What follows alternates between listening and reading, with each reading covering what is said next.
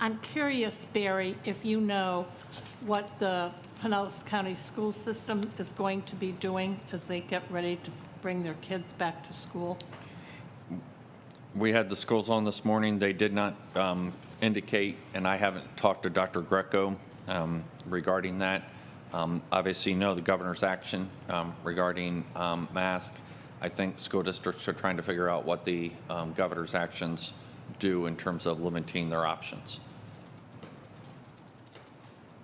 Okay, well, I've been listening very carefully to the discussion and hearing what everybody has to say, and I totally agree that we need to focus on trying to encourage people to get the vaccine.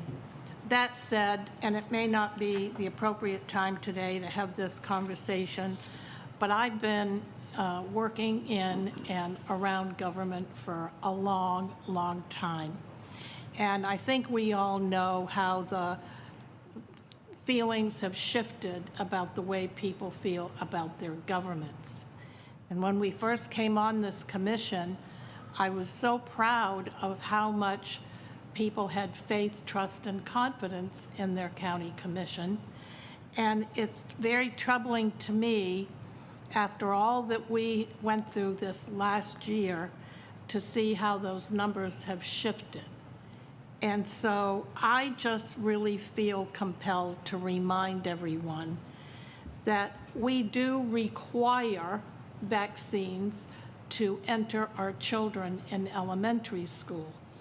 If you send them to high school, there's another requirement once they get into high school to show proof of certain vaccinations and booster shots and et cetera, et cetera. Oh, yes, and by the way, if your student wants to play sports, you have to have another list of vaccines that you show for your kids. We require citizens to wear seat belts, get a driver's license to drive a car, get a license to carry a gun. And let's remember that we eradicated polio, measles, mumps, tuberculosis, whooping cough, and we eradicated smallpox because a federal mandate was issued to protect our citizens. All because medical science and vaccines are evolving. And now we're in this crisis with the pandemic and the Delta variant, which is changing and morphing as time goes by. So obviously we're learning more and more things from a scientific and a data-driven base from which to make our decisions. So, I guess I'd like to know at what point we're going to talk about what about our freedoms, what about our safety? Don't we have some responsibility to, I don't know, it seems to me that we're spending an awful lot of time trying to figure out how to get the people who are making decisions not to get vaccinated. The burden has shifted to all of us who have decided to get vaccinated to keep the whole rest of the population safe. And that's a little bit of an issue for me.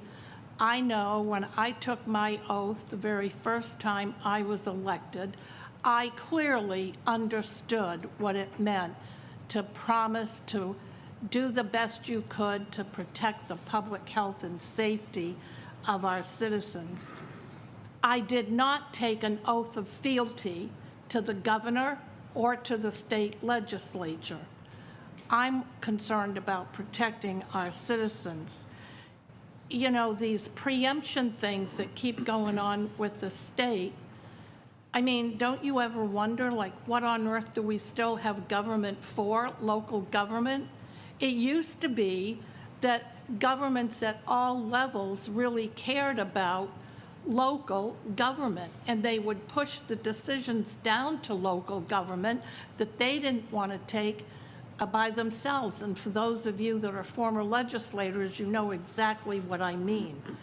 So I know, like Barry said, in my own family, I have family members who are hesitant to get the vaccine. It just drives me crazy.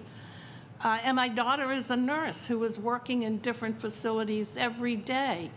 And the facilities are under lockdown.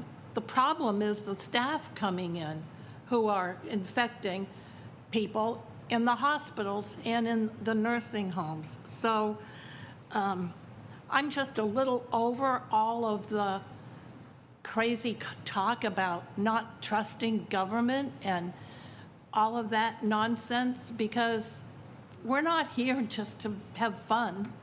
I mean, we're all here because we're dedicated public servants. And so the very least I think we ought to be able to do is to mandate masks in the buildings that we own. I'm so proud of Publix and Walmart and Disney World. And my husband and I just came back from Alaska. It was very affirming to be able to get on a ship, and before you could put 1 foot on board, you had to show proof of vaccination.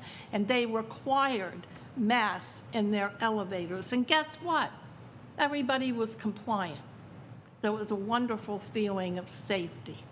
And on that, I'll just stop talking, because I'm pretty sure I'm falling on deaf ears over here a little bit. You're falling on deaf ears, what you're saying?